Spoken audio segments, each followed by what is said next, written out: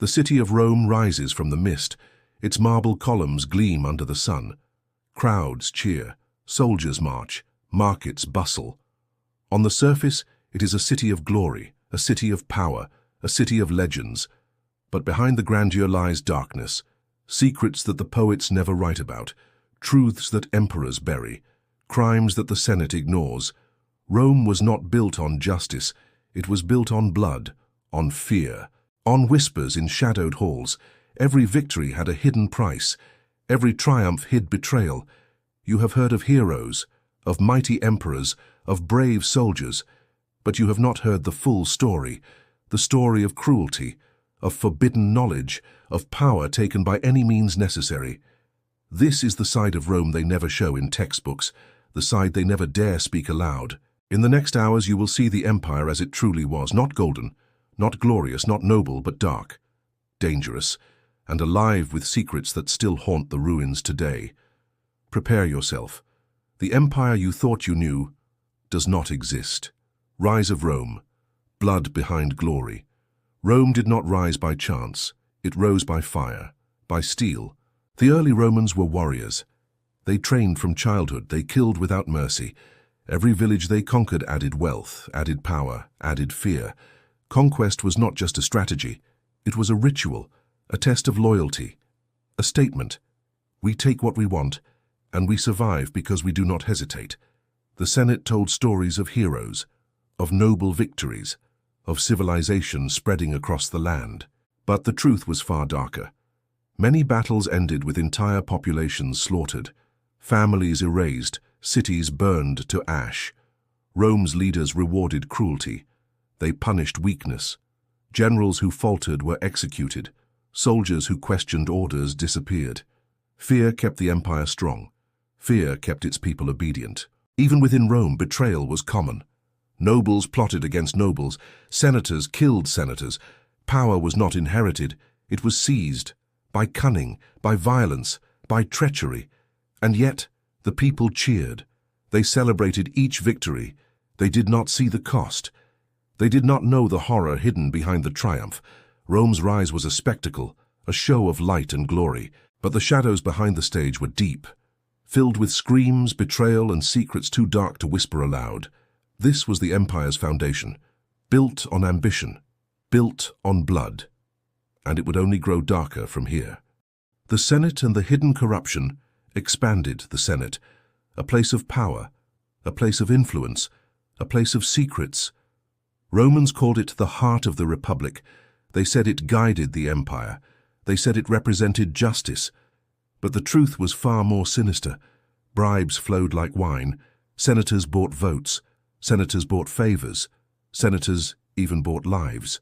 The strongest hand often won, not the wisest mind. Behind closed doors, plots were hatched. Alliances were formed. Promises were broken. Friends became enemies in a single night. Murders were whispered about before they even happened. Some senators kept secret armies. Some plotted assassinations. Some betrayed their own families to gain power. Loyalty was a lie. Trust was a trap. Roman politics thrived on fear. An enemy in the Senate could destroy your career or your life. Letters were intercepted. Messages were twisted. Spies lurked in every corner. Secrets were currency. The richest senators lived in opulent villas, their marble floors stained with the blood of rivals. Feasts were held to celebrate victories. But behind the laughter, whispers plotted doom. Some senators even hired poisoners to eliminate threats quietly, leaving no trace but suspicion and fear. The people celebrated laws passed by the Senate, but most laws were written to protect the rich and punish the weak. Power was not shared, it was stolen. Every decree served the elite, while the ordinary citizens suffered in silence. Even the greatest senators had shadows. Men like Cicero spoke of honor, yet his enemies whispered of poison and betrayal. Julius Caesar rose through the ranks, while enemies schemed to remove him. Every gesture of virtue hid ambition. Every speech of justice hid fear. Corruption wasn't limited to politics. Wealthy senators manipulated the courts. Innocent men were condemned. Dangerous criminals were freed. Justice existed only as a show, a mask to hide the empire's dark truth. Rome was not governed by fairness. It was governed by manipulation, by secrecy, by cruelty dressed in the robe of civilization. The Senate was the true engine of Rome's darkness. Its corruption spread like a disease, infecting the empire from the inside. Each act of betrayal, each murder, each bribe created a chain reaction, a network of shadows controlling Rome. And the deeper you look, the more horrifying the truths become. Ancient Rome's grandeur was not built on honor. It was built on treachery, fear, and the hidden hands of men willing to do anything for power. The Senate and the hidden corruption expanded the Senate, a place of power, a place of influence, a place of secrets. Romans called it the heart of the Republic. They said it guided the empire. They said it represented justice. But the truth was far more sinister. Bribes flowed like wine. Senators bought votes. Senators bought favors. Senators even bought lives. The strongest hand often won, not the wisest mind. Behind closed doors, plots were hatched. Alliances were formed. Promises were broken. Friends became enemies in a single night. Murders were whispered about before they even happened. Some senators kept secret armies. Some plotted assassinations. Some betrayed their own families to gain power. Loyalty was a lie. Trust was a trap. Roman politics thrived on fear. An enemy in the Senate could destroy your career or your life. Letters were intercepted. Messages were twisted. Spies lurked in every corner. Secrets were currency. The richest senators lived in opulent villas, their marble floors stained with the blood of rivals. Feasts were held to celebrate victories. But behind the laughter, whispers plotted doom. Some senators even hired poisoners to eliminate threats quietly, leaving no trace but suspicion and fear. The people celebrated laws passed by the Senate, but most laws were written to protect the rich and punish the weak. Power was not shared, it was stolen. Every decree served the elite, while the ordinary citizens suffered in silence. Even the greatest senators had shadows. Men like Cicero spoke of honor, yet his enemies whispered of poison and betrayal. Julius Caesar rose through the ranks, while enemies schemed to remove him. Every gesture of virtue hid ambition. Every speech of justice hid fear. Corruption wasn't limited to politics. Wealthy senators manipulated the courts. Innocent men were condemned. Dangerous criminals were freed. Justice existed only as a show, a mask to hide the empire's dark truth. Rome was not governed by fairness. It was governed by manipulation, by secrecy, by cruelty dressed in the robe of civilization. The Senate was the true engine of Rome's darkness. Its corruption spread like a disease, infecting the empire from the inside. Each act of betrayal, each murder, each bribe created a chain reaction, a network of shadows controlling Rome. And the deeper you look, the more horrifying the truths become. Ancient Rome's grandeur was not built on honor. It was built on treachery, fear, and the hidden hands of men willing to do anything for power. Julius Caesar, savior or tyrant? Julius Caesar, a name that echoes through history, a hero to some, a tyrant to others. He rose from a world of corruption, from a city where betrayal was survival, from a Senate dripping with secrets. And he played the game better than anyone else. Caesar was ambitious, ruthless, clever. He knew how to charm the people and terrify his enemies. He marched armies across lands, conquering tribes and cities with brutal efficiency. No mercy was shown, no quarter given. Villages were razed and survivors enslaved. But it wasn't just on the battlefield that Caesar's darkness showed. In Rome, he manipulated politics with a surgeon's precision. He bribed, threatened, and seduced allies. Friends became tools, rivals became victims, and every move brought him closer to absolute power. He spoke of reform, of justice, of unity. But behind the speeches were secret plots. Senators whispered of poison, plots, and assassination. Caesar was aware. He did not fear death. He feared weakness. Even those closest to him were not safe. His wife, his confidants, his generals, they all watched their backs. Caesar's brilliance was matched only by his paranoia. Every shadow could hide a dagger. Every friend could hide betrayal. And then there was the forbidden knowledge he sought. He consulted seers. He studied omens.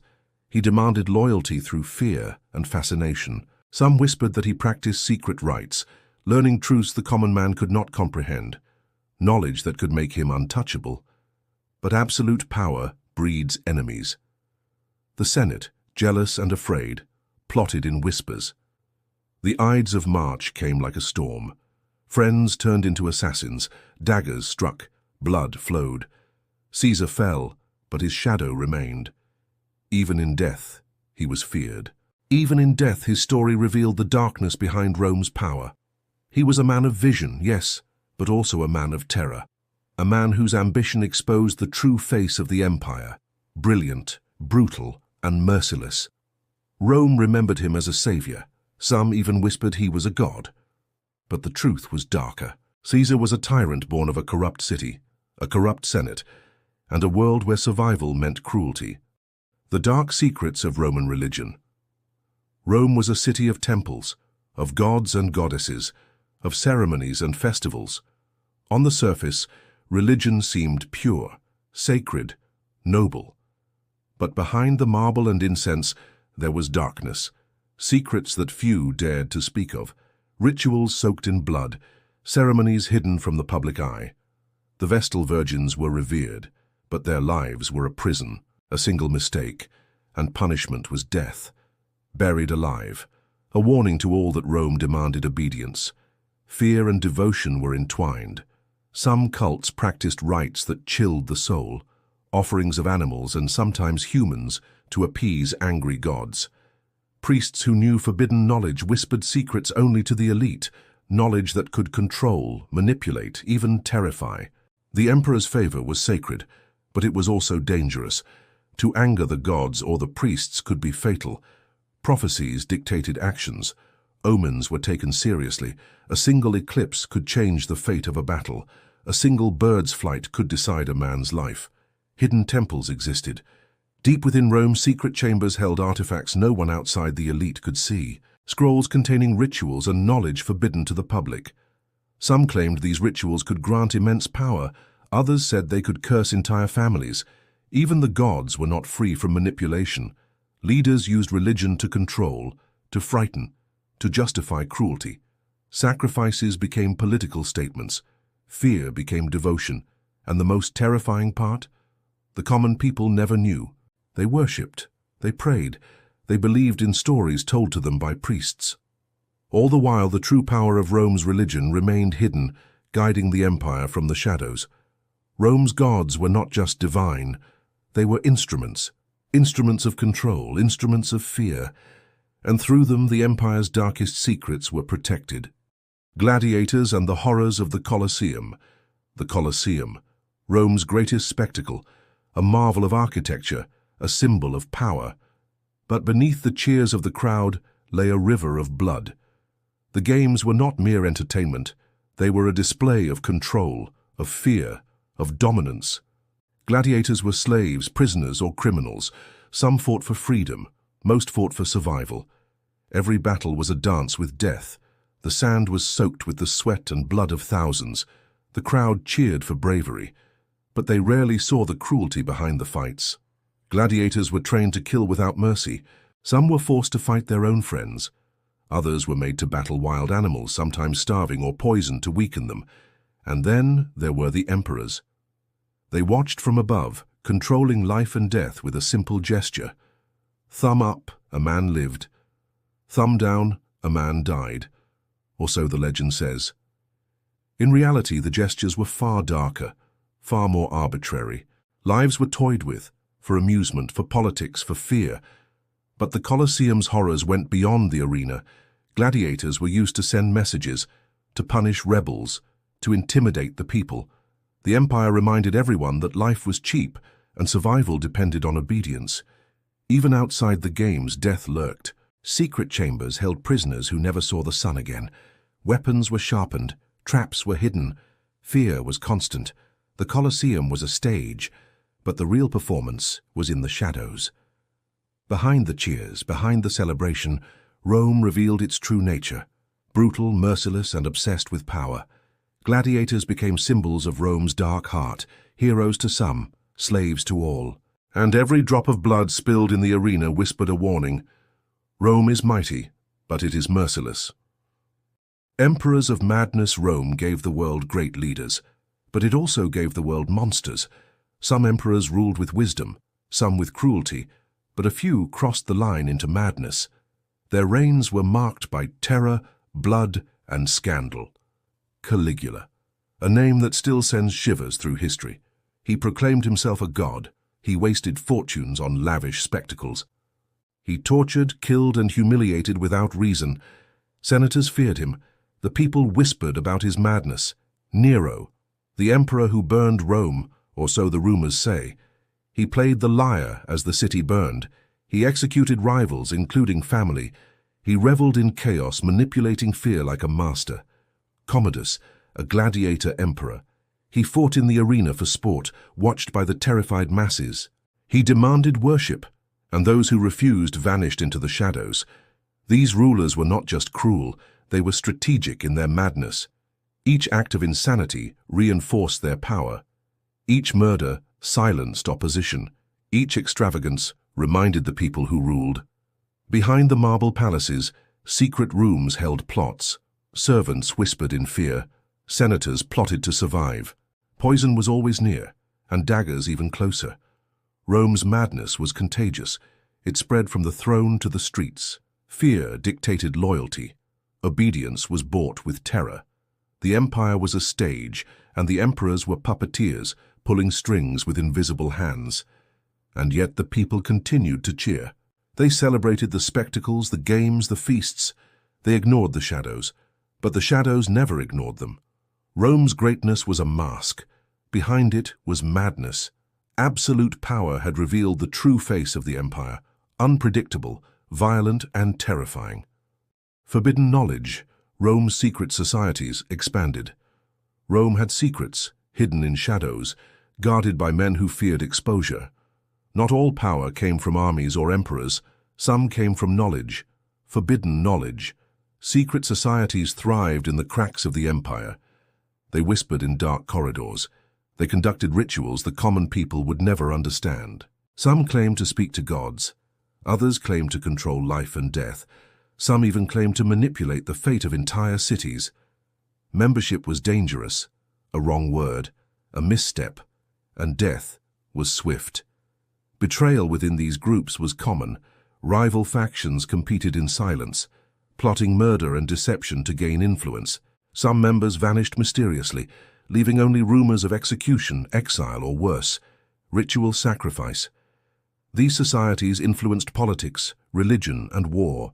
They decided who rose and who fell. Senators, generals, and even emperors sometimes obeyed their hidden guidance. Caesar, before his rise, reportedly consulted mysterious councils that predicted victories and warned of enemies. The public saw only triumph, but behind the curtains, shadowed hands moved the pieces on Rome's deadly chessboard. They kept scrolls of forbidden knowledge, texts detailing poisons, manipulation, prophecy, and secrets of human control. Some scrolls outlined ways to assassinate rivals without leaving a trace. Others described rituals meant to instill fear or loyalty in soldiers and citizens alike. A whispered incantation could sway the course of politics or the outcome of a battle. Initiation was terrifying. Aspirants were blindfolded, taken to hidden chambers, and made to swear loyalty with oaths that invoked death, exile, or eternal damnation if broken. Some rituals involved blood, sometimes animal, sometimes human. Legends spoke of sacrificial offerings that were never officially recorded, their victims disappearing into the annals of secrecy. Even the emperors feared them. Caligula consulted their members in private, desperate for omens to confirm his power. Nero sought their counsel before major decisions, believing they could protect him from conspiracies. Power, it seemed, was not in swords or coins. It was in secrets no one dared reveal. And the most terrifying part? The common people never knew. They worshipped gods, cheered at games, and obeyed laws. Meanwhile, the secret societies shaped the empire from the shadows, unseen, unstoppable, and utterly dangerous. Rome's history was not written in battles or speeches alone. It was written in whispers, in coded messages, in forbidden knowledge passed through hidden hands. Those who controlled it controlled everything. Every assassination, every rise to power, every major decision touched by these unseen hands. The shadows of Rome were not empty. They were alive, with ambition, with secrets, with power that no mortal dared challenge. And for those who stumbled into them, death was only the beginning. Conspiracies and assassinations. Rome was a city of power, but power came with a price. The streets, the Senate, the palaces, all whispered with plots. Death often arrived before sunrise. Conspiracies were everywhere. Friends plotted against friends, brothers against brothers, generals against emperors. Loyalty was fragile. Trust was a dangerous illusion. Julius Caesar's assassination is the most famous, but it was only the tip of the iceberg. Senators gathered in secret chambers, daggers hidden in cloaks, words sharp as blades. Every whisper could change history. The Ides of March was planned with precision. Not one conspirator acted alone. Each betrayal reinforced the other. Caesar fell not because he was weak, but because the city's shadows were stronger. Assassinations were often theatrical. Some were public, to send a message. Others were silent, carried out in the night. Poison was a favorite tool. A cup of wine, a bite of fruit, sudden death masked as chance. Even emperors were not safe. Caligula feared everyone. Nero's own mother plotted against him. Commodus fought enemies in the arena, but many died before even entering. The line between paranoia and survival was invisible. The conspirators were meticulous. They tracked movements. They studied habits. They turned friends into informants. No one was beyond suspicion. And often the more powerful a man, the more lethal the conspiracy around him. Yet these assassinations were more than personal vendettas. They shaped the empire. Wars erupted, laws changed, leaders fell, and new ones rose. Rome's destiny was dictated by whispers, daggers, and unseen hands.